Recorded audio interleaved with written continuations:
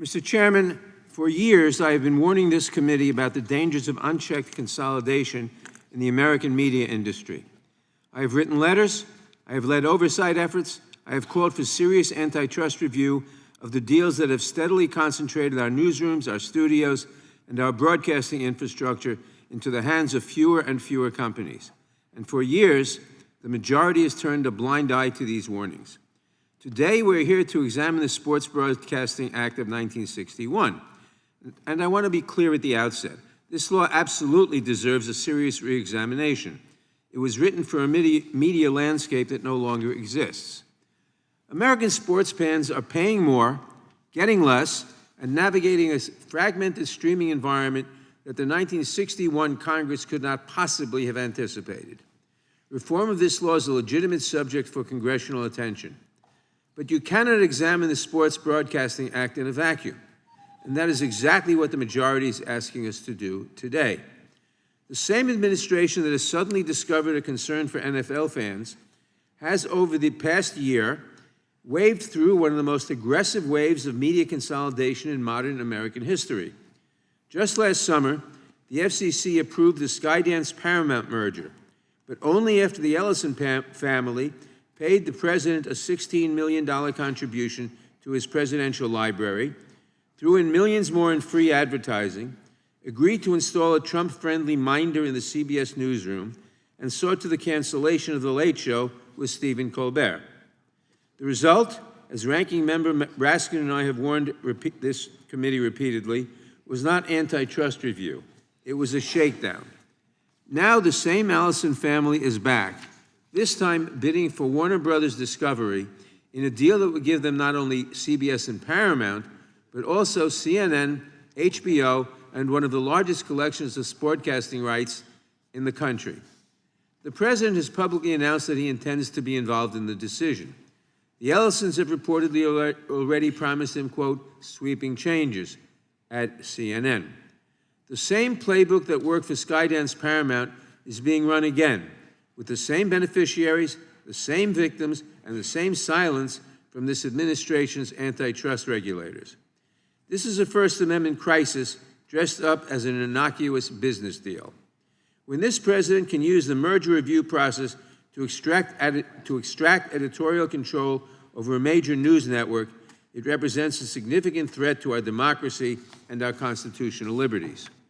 When the FCC can be used to retaliate against ABC for airing a Jimmy Kimmel monologue the White House did not like, no broadcaster in this country is safe. The story that 60 Minutes was forced to delay about lawless deportations and the firing of high-profile correspondents like Scott Pelley are a preview of the censorship regime these mergers are enabling. And all this unchecked consolidation, aided by corruption in the administration, must inform our consideration of the sports broadcasting landscape. The merger of CBS Sports and Turner Sports under one corporate roof would create a sports rights portfolio rivaled only by ESPN, encompassing rights to the NHL, the NFL, the Olympics, the UFC, the PGA Tour, the Big Ten, Big 12, NCAA basketball, and the Champions League. Fewer competitors bidding for sports rights means higher monthly bills for every American family, sports fans or not. Last Congress, I joined my colleagues in writing to the Department of Justice about the proposed Venue Sports joint venture between Disney, Fox, and Warner Brothers Discovery, a venture that would have given three of the largest media companies in the country control over the sports streaming market. A federal judge agreed with us, granted an injunction, and the Biden Antitrust Division filed a powerful amicus brief detailing the anti-competitive effects of that arrangement. Last year, the Trump Justice Department cleared Disney's acquisition of Fubo, the very company that had brought the antitrust case in the first place.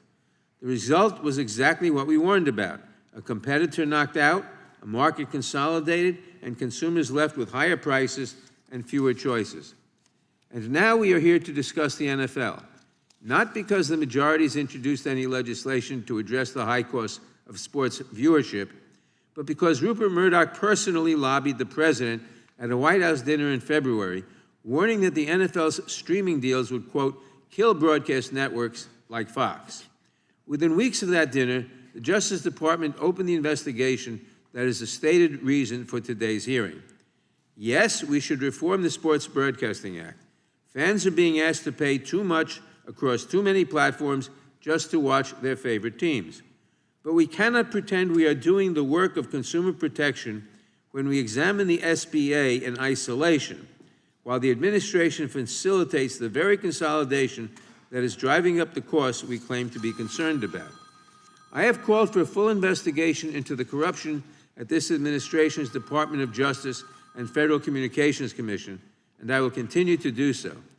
We cannot have an honest conversation about the Sport Broadcasting Act or any antitrust matter when the agencies responsible for enforcing our competition laws have been turned into instruments of political and personal favor.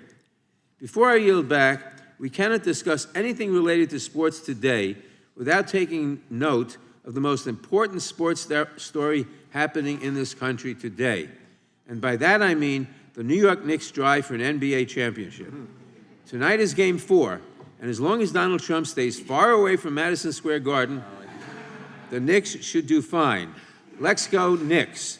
Thank you, Mr. Chairman. I yield back.